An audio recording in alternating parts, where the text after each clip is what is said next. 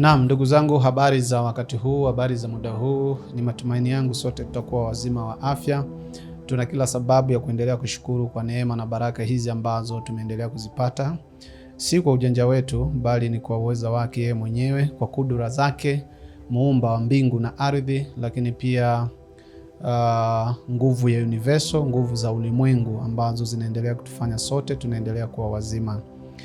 Leo ni siku nyingine tena tunakutana kwenye TikTok live hapa. Najua kuna watu ambao mko live na ambao mnaendelea kujiunga, karibuni sana. Lakini pia kwa wale ambao watapata recorded hii, niwakaribishe sana sana. Ni mimi mwalimu wenu Mr. Kam, mwalimu wenu wa kiroho, ambaye mara nyingi sana nakuwa napanda live hapa TikTok, lakini pia nazungumza kwenye mitandao yangu ya kijamii kuhusiana na masuala mbalimbali ya kiroho. Nimekuwa nayazungumza sana, nimekuwa nayafafanua sana.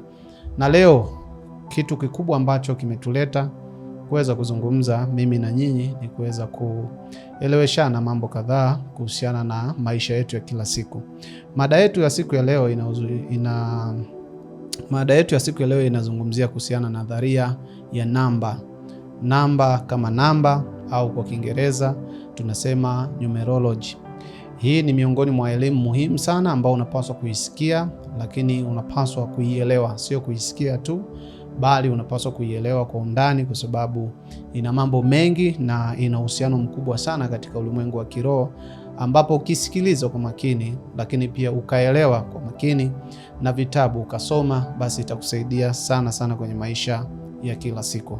Sasa leo nimekuja kuzungumza katika eneo la kwanza ambalo utafafanua ABC kuhusiana na historia ya namba kidogo, lakini pia tutazungumzia umuhimu wa namba zenyewe na maana ya namba zenyewe ambazo kila siku tumekuwa tukizisoma shuleni, tukizitumia kwenye biashara, tukizitumia kwenye vitabu vya dini, kwenye dini zetu, lakini tumezitumia katika engo tofauti tofauti, ikiwemo na muda au wakati. Tumekuwa tukiangalia saa zetu, majira, kwa kutumia hizi namba. Namba hizo pia zimekuwa zikitumika pia kwenye mawasiliano, kwa maana ya kupiga simu na vyovyote vile ambavyo pengine unaitumia namba kwa vile ambavyo unajua. Sasa leo mimi kama mwalimu wenu wa kiroho, ni muhimu sana mkanisikiliza kwa makini kuhusiana na kile ambacho nitakachokifafanua kuhusiana na masuala mbalimbali ya namba. Nimekuwa nafundisha sana sana elimu za kiroho kuhusiana na hili. Sasa basi, najua mpo hapo kwenye live, ambao mko kwenye live sasa hivi mnasikiliza. Ni muhimu sana kuweza wakati naelezea hapa, mnaweza mkaandika comment hapo kwenye eneo la comment, mkasema chochote kuhusiana au kauliza chochote, basi nikaweza kuwajibu. Kwa wale ambao mtakuwa recorded, basi mtaweza kuandika komenti zenu au kuelezea vile ambavyo unataka kufahamishwa zaidi kuhusiana na namba, tukakusaidia kupa majibu. Sasa basi, leo ni somo la numerology au somo la namba. Ni muhimu sana kuelewa kwamba numerology au nadharia ya namba ni mfumo wa kiroho na kifalsafa. Mfumo wa kiroho na kifalsafa. Tunaposema falsafa, tunamaanisha au tunakusudia mfumo wa maarifa au uelewa. Kwa hiyo tunakusudia eneo hilo. Ni muhimu sana kuelewa kwamba namba zinahusishwa moja kwa moja katika mtiririko wa kiroho, lakini pia na mfumo wa kifalsafa. Kwenye nini? Unahusishwa sana katika eneo la kujua siri au kuelewa maana ya namba katika maisha ya kila siku.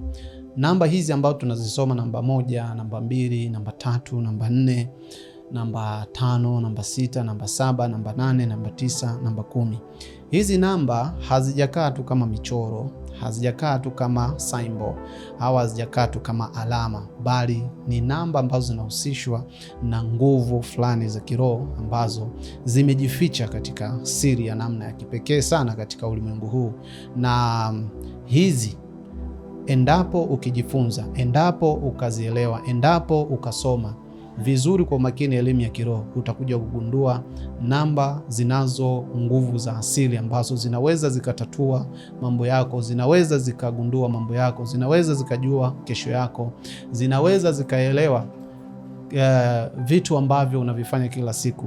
hatima yako inaweza ukaelewa katika maisha yako ya kila siku. Uwe nani, ule wapi, uishi wapi. Kwa namba ni kitu kikubwa sana katika maisha ya mwanadamu ambacho unatakiwa ukielewa. Kwa hiyo numerology kama numerology au tunasema nadharia ya namba ni mfumo wa kiroho ambao mfumo wa kiroho na kifalsafa ambao umejikita zaidi kuelewa siri za maisha au siri zilizopo katika maisha ya kila siku kwa viumbe wote katika ulimwengu huu, katika vitu vyote ambavyo vimetuzunguka. Namba ni muhimu sana kuelewa hivyo.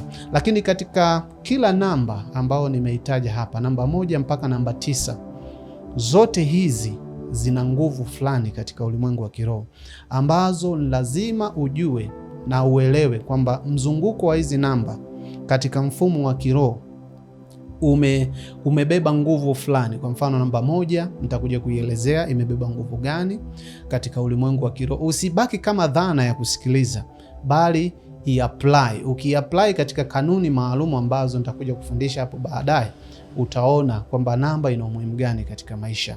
So ni lazima uelewe hilo. Lakini pia vile vile nadharia ya namba au elimu ya namba, numerology, husaidia sana kuelewa tabia za kwako wewe mwenyewe, lakini pia kuelewa tabia za watu wengine. Lakini pia vile vile inasaidia sana kuelewa mzunguko wa maisha yako, kuelewa bahati, lakini pia na changamoto ambazo mtu anaweza kuzipitia. Ni muhimu sana kwa sababu hivi vitu hatuvizungumzi kwa bahati mbaya, bali tunavizungumza kwa knowledge au maarifa ambayo tumeweza kuyapata, maarifa ya kiroho. Na hili nitakuja kulidhihirisha katika mada zinazofuata na kutoa ushahidi. Watu wengi wamekuwa wakitumia hizi namba katika mifumo tofauti tofauti. Sawa, huu ni urithi wa pekee. Hii ni urithi wa pekee kutoka katika vizazi na vizazi, wazee na wazee, wataalam na wajuzi katika maisha ambayo yaliyopita huko waliweza kugundua, waliweza kufahamu kwamba namba zina nguvu fulani katika ulimwengu wa kiroho. Kwa hiyo ni muhimu sana kusikiliza hili na kuelewa hili, na ndio maana mada hii nimependa kuja kuizungumza leo ili uweze kupata kuelewa. Sasa tuzungumze kidogo asili ya namba. Asili ya namba imetoka wapi? Ilikuwaje mpaka leo tunasoma katika mifumo ya shule, tunasoma darasani, si ndio? Tunasoma kwenye mada mbalimbali, tunasoma vyuoni. Hizi namba ambazo tunasoma kila siku, imekuwaje mpaka leo hii tunazitumia? Kwenye dini tunazitumia, Waislamu tunazitumia, Wakristo tunazitumia, wapagani tunazitumia, yaani kila mahali tunazitumia. Sasa imekuwaje? Ka historia kake kidogo kwaje?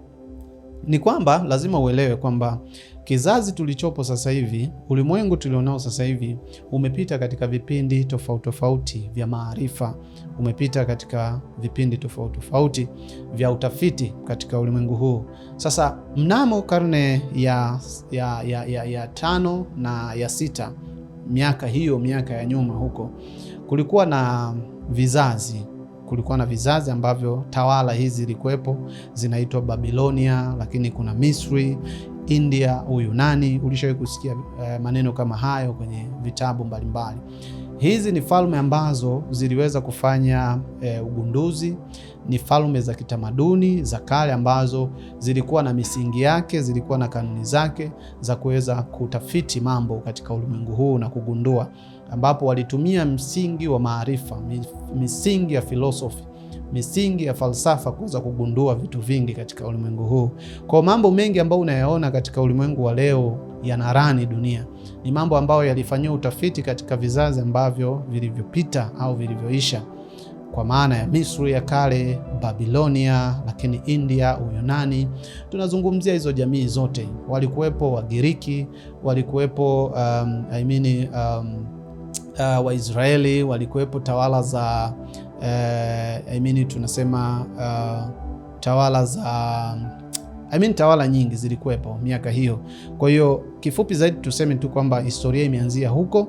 Lakini sasa karne ya 6 hapo, karne ya 5, kuna mwanafalsafa mmoja ambaye tunamuita na tumemtumia sana, tumemsoma sana shuleni, anaitwa Pythagoras. Pythagoras huyu ni mwanafalsafa nguli sana katika ulimwengu wa maarifa, ambaye yeye aligundua kitu kikubwa, na aligundua mfumo wa namba ambavyo unavyo-operate au unavyofanya kazi katika ulimwengu huu, na muundo wake na miundo ambayo leo tunaitumia, namba 1 mpaka namba 9 mpaka mamoja, 10, 1000, jinsi ambavyo muundo ulivyokaa na jinsi ambavyo namba zinaweza zikajirudia katika miundo fulani. Huyu anahusishwa sana katika miundo ya namba ambazo leo hii tunazitumia, na nitakuja kutoa uthibitisho huko baadaye. Huyu anaitwa Pythagoras, ambapo mpaka sasa hivi kienda shule zipo zinazoitwa Pythagoras, zinazungumzia sana kuhusiana na hili. Lakini pia aliamini kwamba huyu Pythagoras aliamini kwamba namba zina misingi ya ulimwengu, au namba zinahusishwa na nguvu za asili, nguvu za ulimwengu, na kila kitu katika muundo wa asili ambao unauona katika ulimwengu umekaa katika muundo wa kihisabati, muundo wa mahesabu. Kila kitu unachokiona, kuanzia mwili wa binadamu, mwili ya wanyama, mimea, wadudu na kila kitu, ardhi, kila kitu unachokiona kimekaa katika muundo wa mahesabu. Kwa mfano, unaona kuna vidole 5 hapa kwenye mkono wangu, huku pia 5. Umeona kuna mkono wa kulia, kuna mkono wa kushoto miwili, kuna macho mawili, kuna matundu ya pua mawili, masikio mawili. Unaona vyote hivi vimekaa katika mahesabu. Kwa hiyo unagundua kwamba ishara na maumbo na miundo ambayo imekaa na imetuzunguka katika ulimwengu viashiria moja kwa moja kwamba ulimwengu unacheza na sisi katika lugha ya namba. Ulimwengu unazungumza na sisi katika lugha ya namba. Ni muhimu sana kuelewa hili, na ndipo inakuja dhana sasa ya huyu Pythagoras kwamba ulimwengu una misingi hiyo na kila kitu kiko katika muundo wa mahesabu au hisabati. Sasa misingi hiyo ni ipi? Naomba unisikilize kwa makini sana, ambaye uko kwenye live ya TikTok hapo, unaweza kudondosha komenti yako ukasema chochote kuhusiana na ile ambalo tunalizungumza hapo. Misingi hiyo ni ipi? Misingi hiyo ni lazima ujue imejikita katika namna fulani ambayo imejificha kidogo. Ni lazima uwe na akili kidogo za kuweza kutafakari, uwe na akili kidogo za kuweza kutathmini ili uweze kuelewa haya, na itakufanya wewe uweze kuishi kwa kujua maana, kwa kuelewa kwamba tunaishi katika ulimwengu wa namba au mahesabu. Sasa msingi wa kwanza lazima ujue upo kwenye majina yetu sisi ambao tunaitwa hapo. Kwa mfano wewe unaitwa